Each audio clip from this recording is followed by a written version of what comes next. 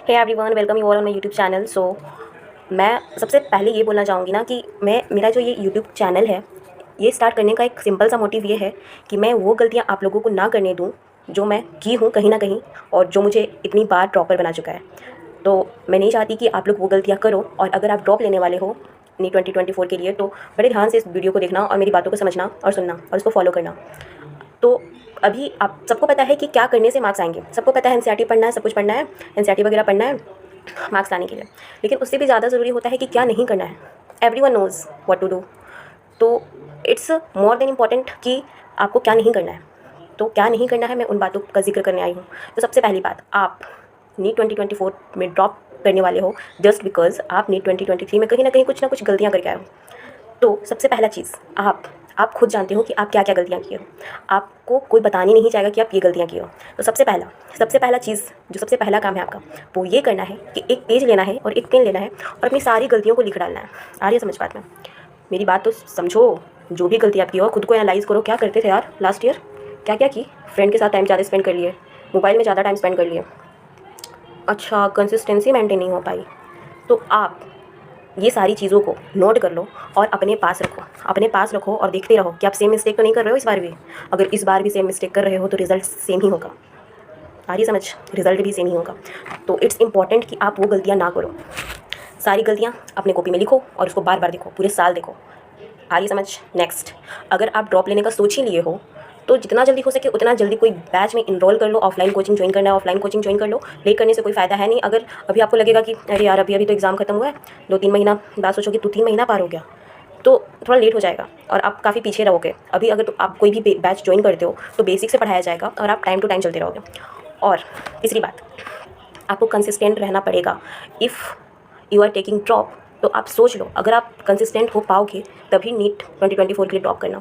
आपको per day classes करनी होगी। पर डे क्लासेस करने के बाद वो डीपीपी सॉल्व करनी होगी। डीपीपी सॉल्व करने के बाद आपको next day same excitement, same enthusiasm के साथ क्लास करना होगा। If you are able to do that then you can go for drop. आ रही है समझ बात? अगर आप कंसिस्टेंट हो तभी आपका नीट 2024 में सिलेक्शन होगा, आप गवर्नमेंट सीट ले सकोगे। कंसिस्टेंट रहना बहुत ही ज़रूरी है, बहुत ही ज़रूरी है। इसके लिए आप अभी से आदत डालो मेडिटेशन करने का। अगर आप मेडिटेशन करते हो, आपका दिमाग इधर उधर नहीं भटकता है, आप फोकस्ड रहते हो, तो मेडिटेशन आपकी लाइफ में बहुत ही इंपॉर्टेंट रोल प्ले करेगा। ऐसा नहीं कि एक दिन की और हो गया, नहीं, आपको कंटिन्यू करना रहेगा। इसके साथ भी कंसिस्टेंसी मेंटेन करना होगा, then you will see the result. Next, you should know all your syllabus. ऐसा नहीं है कि लास्ट में हम लोग क्या देखते हैं, इंपॉर्टेंट चैप्टर, इंपॉर्टेंट टॉपिक को देख करके इतना मार्क्स, फिजिक्स में 10 टॉपिक पढ़ के 150 मार्क्स। तो देखो यार, ऐसा नहीं होता है, ऐसा नहीं होता है। अभी प्रूफ भी दूंगी कि ऐसा नहीं होता है। अभी बोलूँगी, बताती हूँ, ध्यान से सुनो। आपको पूरा सिलेबस पता होना चाहिए, हर एक चैप्टर पता होना चाहिए। सिर्फ चैप्टर नहीं, चैप्टर सबको पता होता है, सब जानते हो चैप्टर ये है, लेकिन चैप्टर का सब टॉपिक भी पता होना चाहिए। अगर जेनेटिक्स पढ़ रहे हो, जेनेटिक्स ही क्यों उठाते हो मैम बार बार, दीदी मैम वॉटेवर। तो देखो, मैं बायो ही इसलिए उठाती हूँ ना क्योंकि मैक्सिमम लोग को बायो का पता चल जाता है। तो मैं हमेशा कोशिश करती हूँ कि वैसे एग्जाम्पल लिया जाए जिससे सभी को समझ में आए। तो बायो तो मैक्सिमम लोग जानते ही हो। सपोज आप जेनेटिक्स पढ़ रहे हो, पता है जेनेटिक्स चैप्टर है, पता है बायो में जेनेटिक्स चैप्टर है, लेकिन जेनेटिक्स चैप्टर में कौन कौन सा टॉपिक है वो पता है? अगर आप डीएनए पढ़ रहे हो तो डीएनए के बारे में क्या क्या लाइन लिखी हुई है एनसीईआरटी में, वो सारी लाइन आपको पता है? आरएनए के बारे में क्या लिखा हुआ है, ट्रांसक्रिप्शन के बारे में क्या लिखा हुआ है, ट्रांसलेशन, एचजीपी। अरे एचजीपी ये क्या होता है? जेनेटिक्स में एचजीपी कहाँ था? तो आपको सब टॉपिक आना चाहिए। आ रही है समझ? बहुत इंपॉर्टेंट है। और मैं कुछ देर पहले बोली कि सारा चैप्टर इक्वली इंपॉर्टेंट है बिकॉज एनडीए वाले का पता नहीं है, वो कभी भी कुछ भी कर सकता है। आप लोग नोटिस किए होंगे कि हर बार बायोटेक से बहुत सारे क्वेश्चंस होते थे, और इस बार के एग्जाम में बायोटेक का एक भी मतलब बहुत गिने चुने क्वेश्चन थे, मतलब ना के बराबर बोल सकते हो। मैं देख रही थी क्वेश्चन, मैं देखी। तो आप लोग इस भ्रम में मत रहना कि इस बार इस चैप्टर से ज़्यादा क्वेश्चन आए हैं, इतने साल से इस चैप्टर से ज़्यादा क्वेश्चन पूछे गए हैं तो अगली बार भी इसी से पूछे जाएंगे। नहीं, कुछ भी हो सकता है। बोला है क्या एनटीए कि ये चैप्टर ज़्यादा इंपॉर्टेंट है? खुद से अज्यूम करने में मत बैठ जाना, नुकसान करा दोगे खुद का। तो बहुत ज़रूरी है कि आपको सारा सिलेबस पता होना चाहिए, सारे चैप्टर फिजिक्स के, सारे चैप्टर केमिस्ट्री के, सारे चैप्टर बायोलॉजी के। सिंपल। तो अब बात सिलेबस की हो गई। अब सिलेबस कब तक कंप्लीट हो जानी चाहिए आप लोगों की? देखो, अगर आप लेट स्टार्ट करोगे तो टाइम तो लगेगा। तो अभी स्टार्ट करोगे तो आप आराम से करते करते चले जाओगे और आप लोग को ज़्यादा टेंशन भी नहीं होगी और सिलेबस भी कवर हो जाएगा। तो सिलेबस दिसंबर तक ख़त्म कर लेना, कोशिश करना कि सिलेबस दिसंबर तक ख़त्म हो जाए, ताकि बाद का जो जनवरी, फरवरी, मार्च, अप्रैल 4 मंथ जो बचे उसमें आप रिवीजन करो और क्वेश्चन प्रैक्टिस करो। ठीक है, तो कोशिश करना दिसंबर और मिड जैन तक सिलेबस कंप्लीट करने का। और जब भी चैप्टर पढ़ना शुरू करो, अगर आपको लग रहा है कि वो टॉपिक आपका कंप्लीट हो गया है, जैसे मैं डीएनए बोली, डीएनए जेनेटिक्स का डीएनए टॉपिक पढ़ रहे हो डीएनए, तो आप उस टॉपिक का शॉर्ट नोट्स बनाओ, चैप्टर वाइज शॉर्ट नोट्स बनाते जाओ। अगर वो शॉर्ट नोट्स रहता है आपके पास तो एग्जाम के पहले आपको रिवीजन में बहुत हेल्प मिलते हैं। और ये शॉर्ट नोट्स ना आपका खुद का होना चाहिए।